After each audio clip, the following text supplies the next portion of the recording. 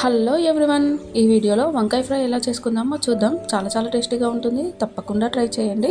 Function వచ్చిందంటే చాలు వంకాయ కర్రీ మస్ట్ కదా. ఏ ఫంక్షన్ చేసినా మెనూలో తప్పకుండా గుర్తొచ్చేది వంకాయ కర్రీ. మీ సైడ్ కూడా అంతేనా? తెలంగాణలో మాత్రం మస్ట్ వంకాయ కర్రీ. ఫంక్షన్ వచ్చిందంటే వంకాయ కర్రీ తప్పకుండా ఉండాల్సిందే. అలా అని ఈ వీడియోలో ఫంక్షన్లో చేసే వంకాయ కర్రీ చెప్తారనుకోకండి. ఇది ఓన్లీ ఇంట్లో చేసుకునే సింపుల్ వంకాయ ఫ్రై మాత్రమే. తప్పకుండా ట్రై చేయండి. నచ్చితే లైక్ చేయండి.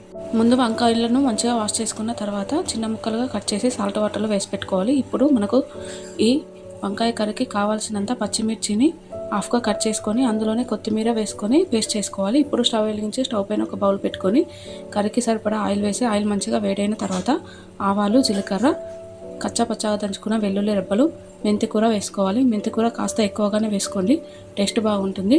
అలాగే కర్రీకి సరిపడా పసుపు కూడా వేయాలి.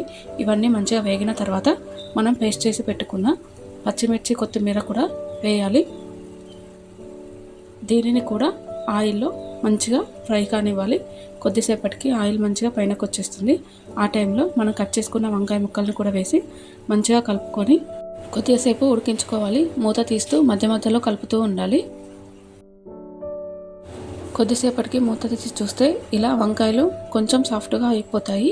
ఈ టైంలో మూత పెట్టి మూత పైన వాటర్ పోయాలి. ఇది కర్రీ అడగంటకుండా చేస్తుంది.